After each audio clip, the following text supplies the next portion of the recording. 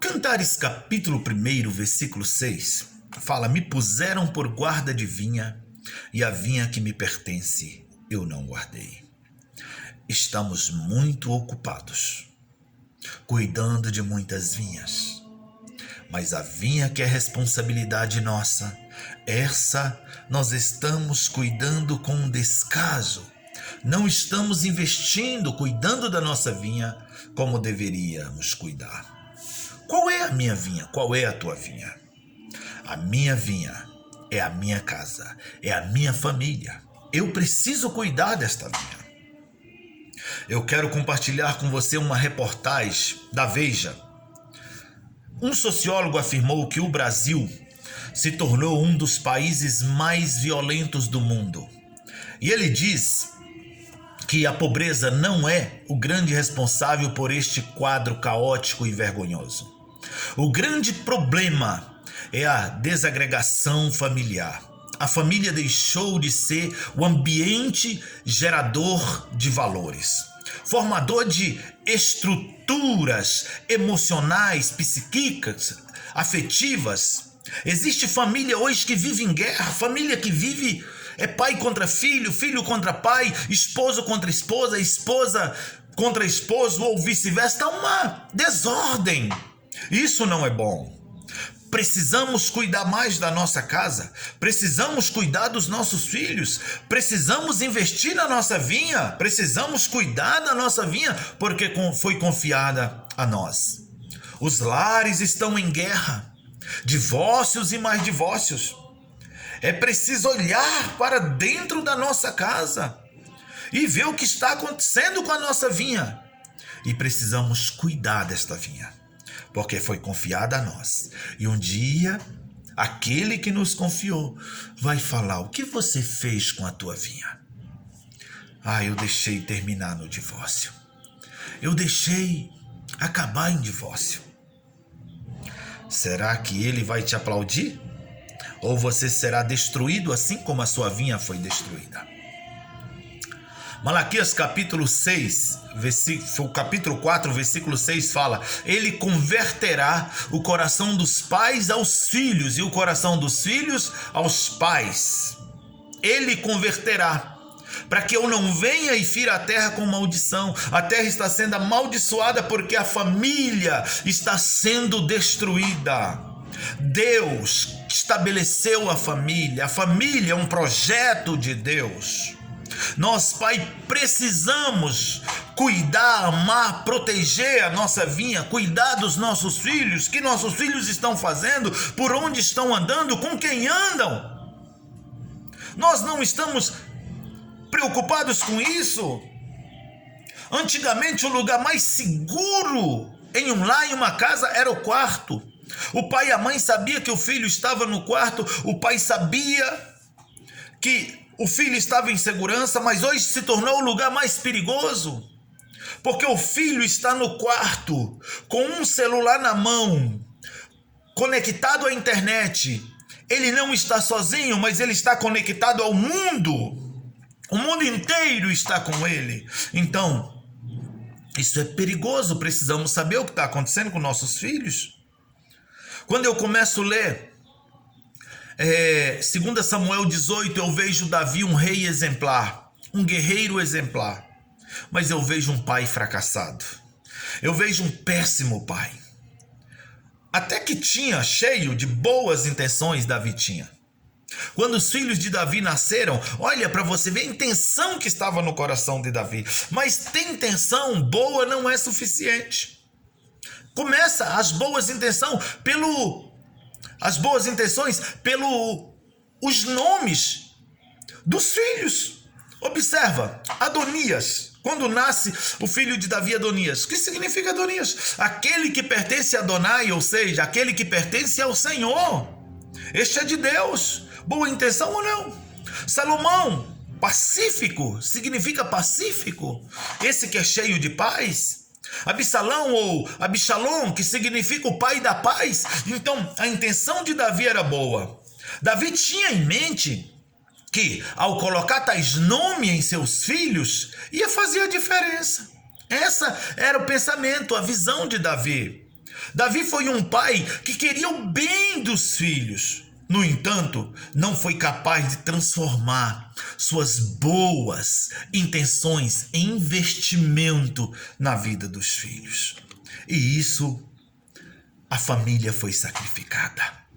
Davi foi um rei com muitas ocupações, muitas reuniões, muitas decisões, muitos compromissos.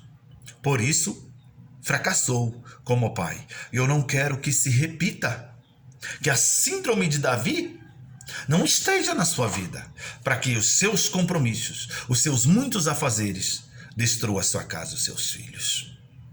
Davi estava em todas as guerras de Israel, mas se ausentou dos conflitos dos filhos, deixou para segundo plano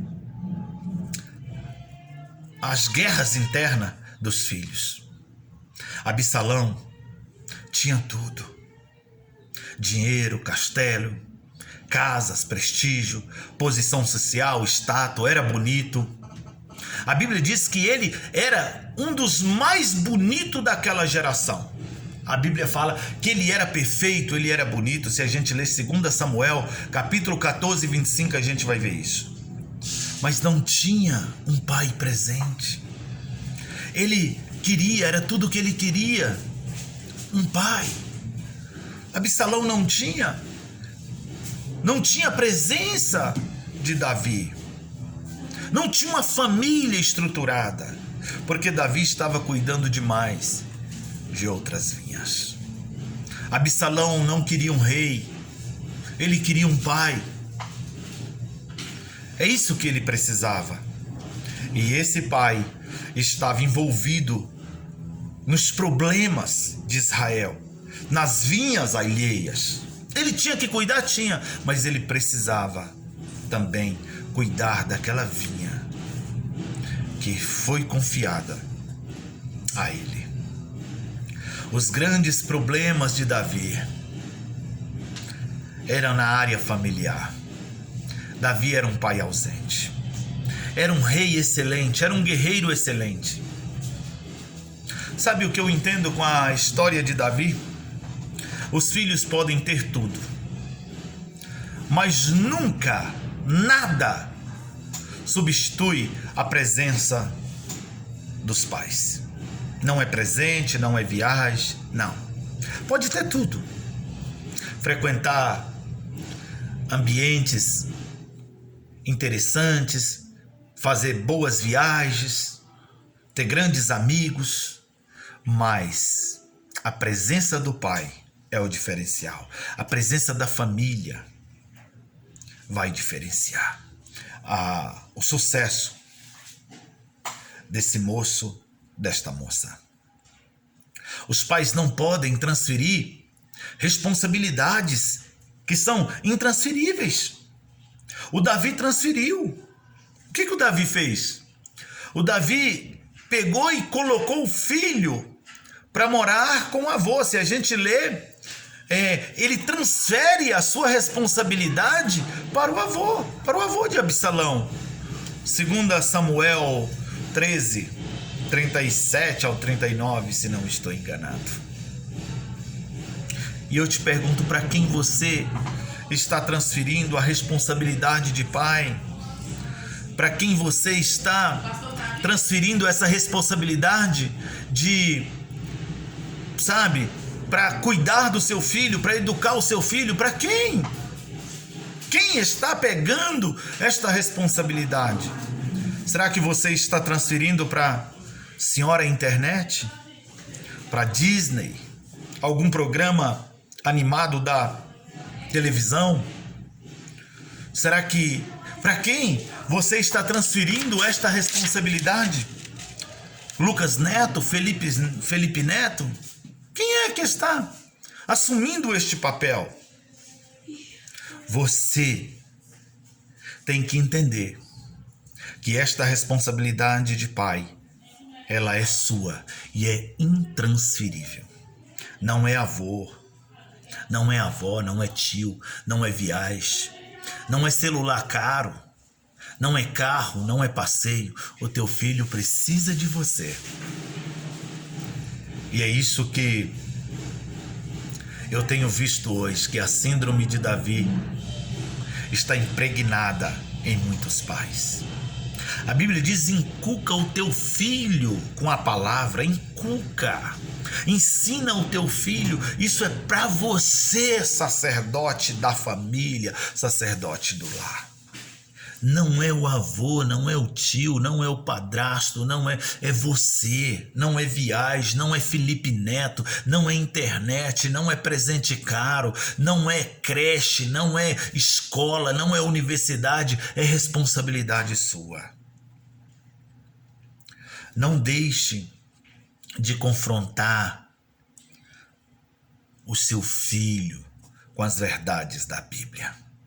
A Bíblia diz que quando você ensina o filho com a palavra, quando ele cresce, ele não desvia. Ele não vai afastar dos caminhos do Senhor. Provérbios 22, 6. Ensina o teu filho o caminho que deve andar. Quando ele crescer, jamais irá desviar. Então isso é uma função do pai, esse ensinamento.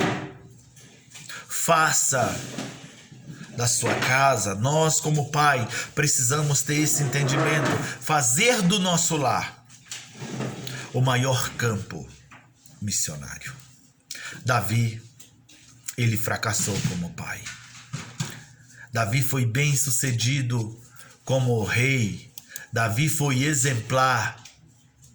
Um exemplar nas conquistas, nas vitórias. Mas perdeu para os conflitos familiares. Perdeu os filhos. Isso como é triste. Na história de Israel, nunca houve um rei para acumular tantas vitórias como Davi. Nunca houve. Davi venceu todas as guerras de Israel que ele enfrentou durante todo o seu reino. Perdeu apenas uma guerra. Perdeu a batalha familiar. Ou seja, foi um grande derrotado. Porque nada vale o sacrifício da família. Foi um vencedor? Foi. Guerreiro honrado ainda moço. A gente sabe a história lá, segundo 1 Samuel 17, quando ele enfrentou Golias. Enfrentou o urso, o leão, ainda moço. Servo fiel e temente, a gente vê o relato dele. Rei exemplar. 2 Samuel capítulo 8, 15, vai falar que ele é um rei de excelência. Ele fracassou como pai. Mas eu quero, para terminar, trazer algumas razões pelas quais Davi fracassou como pai. Algumas razões. Primeiro, o que levou o seu fracasso? Falta de tempo. Foi a primeira razão. Ele era um rei muito ocupado. Não tinha tempo para os filhos. E às vezes cometemos esse mesmo erro. Ocupamos demais, cuidamos demais de outras vinhas, de outras coisas. Esquecemos da nossa vinha.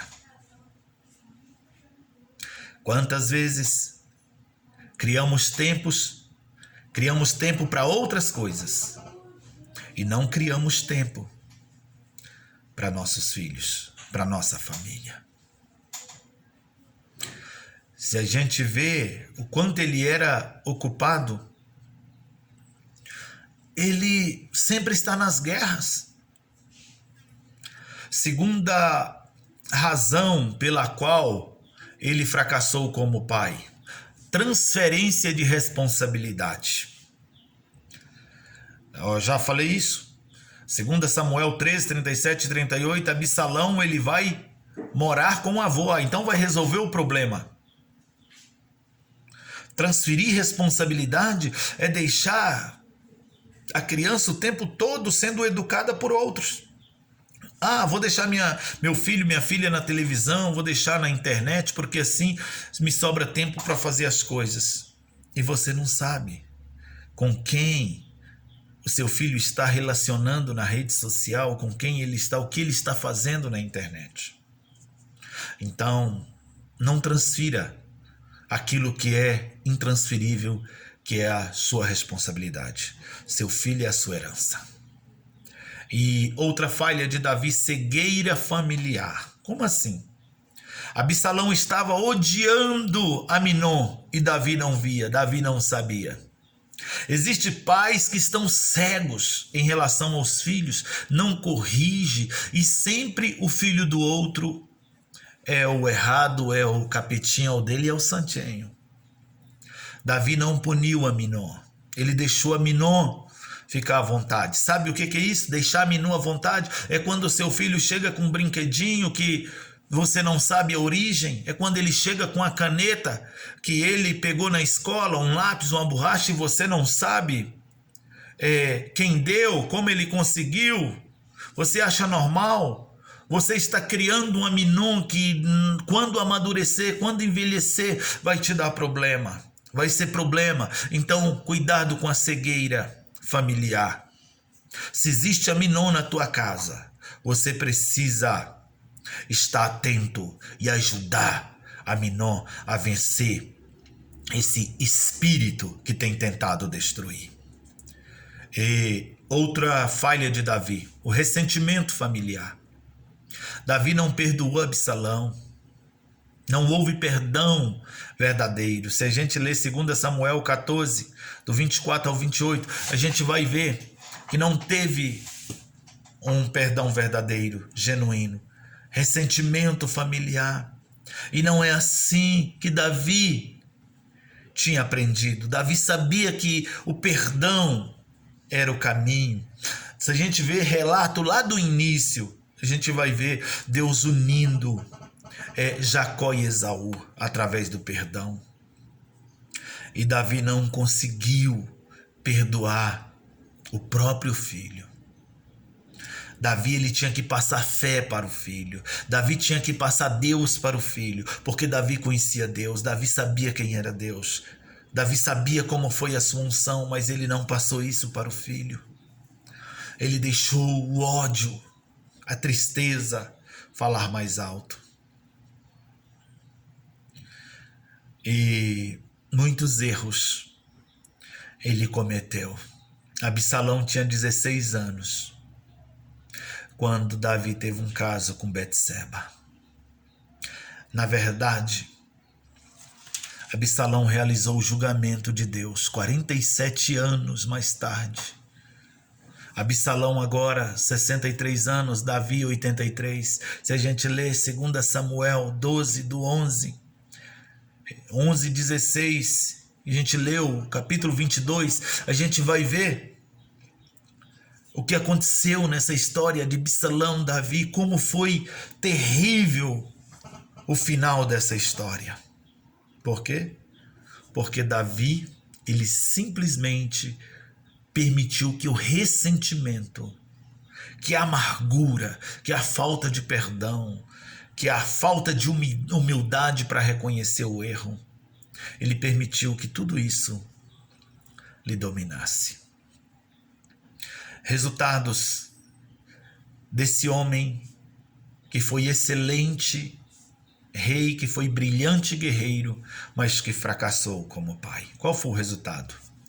Ele teve de deixar o seu trono para poupar sua cidade. 2 Samuel 15, 6 e 14. Ele tem que ir embora, porque senão a cidade seria destruída.